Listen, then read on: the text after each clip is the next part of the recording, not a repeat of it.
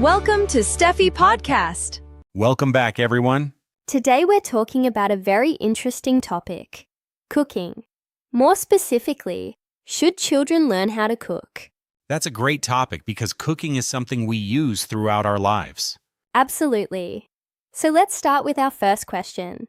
What kinds of things can children learn to cook? Well, I think children can start with simple meals and snacks. Like sandwiches? Exactly, sandwiches, scrambled eggs, salads, or even instant noodles. I agree. Those foods are simple, safe, and easy to prepare. As children grow older, they can learn more advanced dishes, such as fried rice, pasta, soups, or traditional meals from their culture. That's true. Learning these recipes can help children become more independent. Definitely. Imagine going to university and not knowing how to cook anything. That would be difficult and expensive because you'd probably buy food every day. Exactly. Cooking is a valuable life skill. Let's learn a useful word. Today's word is independent. Independent means able to do things by yourself without relying on other people. Example sentence. Learning to cook helps children become more independent. Great job. Now let's move to our second question. Do you think it is important for children to cook? Yes, absolutely. I think cooking is one of the most important life skills children can learn. Why do you think so? First, cooking teaches children how to prepare healthy meals. Instead of eating fast food all the time, they can make nutritious food at home. That's a very good point. Nowadays, many people rely on processed food because it's convenient. Exactly, and cooking also teaches responsibility. How so? Well, when children prepare food, they learn to follow instructions, manage time, and clean up afterward. That's true. I also think cooking can build confidence. I agree. When a child cooks a meal successfully, they feel proud of themselves. And cooking can also bring families together. Absolutely. Some of my favorite childhood memories involve cooking with family members. Me too. Cooking together creates special moments. Let's learn another useful word. Today's word is responsibility. Responsibility means having a duty to do something properly. Example sentence, cooking teaches children responsibility. Excellent. Now for our final question. Should young people learn to cook at home or at school? Honestly, I think both are important. I completely agree. At home, children can learn family recipes and spend quality time with their parents. Yes, and parents can teach practical cooking skills that are useful every day. Exactly. For example, parents can teach children how to cook breakfast, prepare vegetables, or make simple dinners. On the other hand, schools also have an important role. Definitely. Schools can teach students about nutrition, food safety, and healthy eating habits. That's something parents may not always have time to explain. Right. Schools can provide structured lessons, while families provide real-life experience. So the best approach is a combination of both. Absolutely. Learning at home and at school allows young people to develop strong cooking skills and healthy habits. So today we learned that children can start with simple recipes. Cooking is an important life skill, and learning both at home and at school offers many benefits.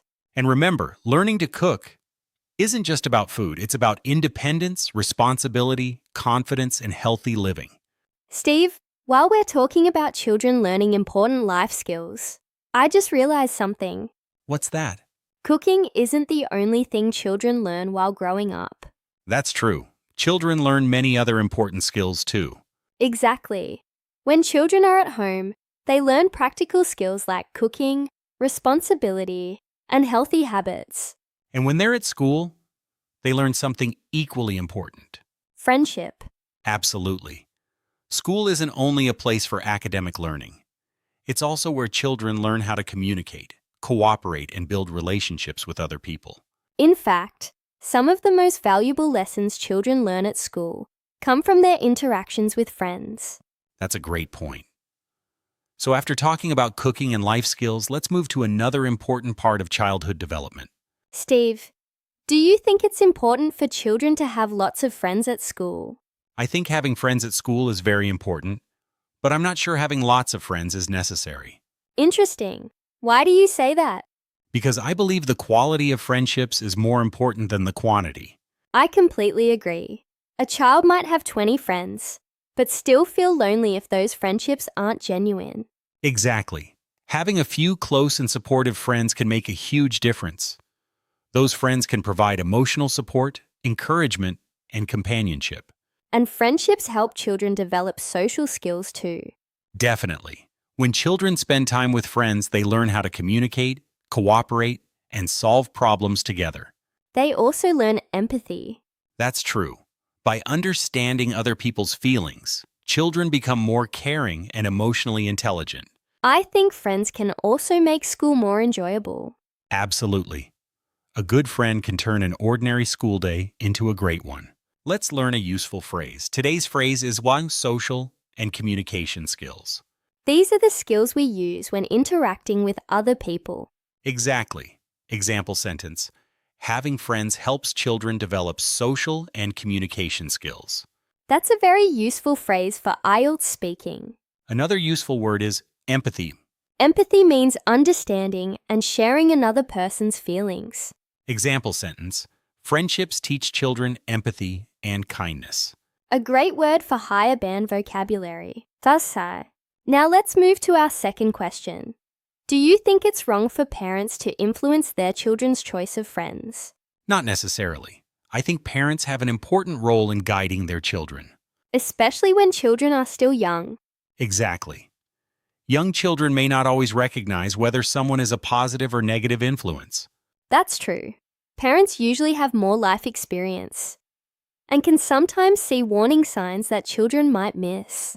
However, I don't think parents should be overly controlling. I agree. Children also need the freedom to make their own decisions. And sometimes they learn valuable lessons from their own experiences. So what do you think is the best approach?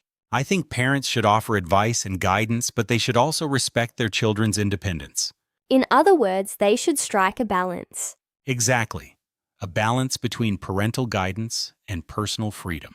Today's useful phrase is parental guidance. Parental guidance means advice and support provided by parents. Example sentence. Children benefit from parental guidance when making important decisions. Another useful phrase is negative influence. A negative influence is a person or situation that encourages bad behavior. Example sentence. Parents may worry that certain friends could have a negative influence on their children. Now for our final question. Why do children often choose different friends as they get older? I think it's because people change as they grow. Their personalities, interests, and priorities develop over time. That's true. A child who loves cartoons and toys at age 8 may have completely different interests at age 16. Exactly. As children grow older, they start discovering who they are. And they naturally become friends with people who share similar interests. For example, some teenagers may become interested in sports. Others may enjoy music, technology, or academic subjects. As a result, they often form new friendships. Another reason is that teenagers become more independent. They begin developing their own identities. And that can influence the type of people they choose to spend time with. So changing friendship groups is actually quite normal. Absolutely. It's a natural part of growing up. Today's useful phrase is share similar interests. This means enjoying the same activities or hobbies. Example sentence. People often become friends because they share similar interests. Another excellent phrase is to develop their own identities.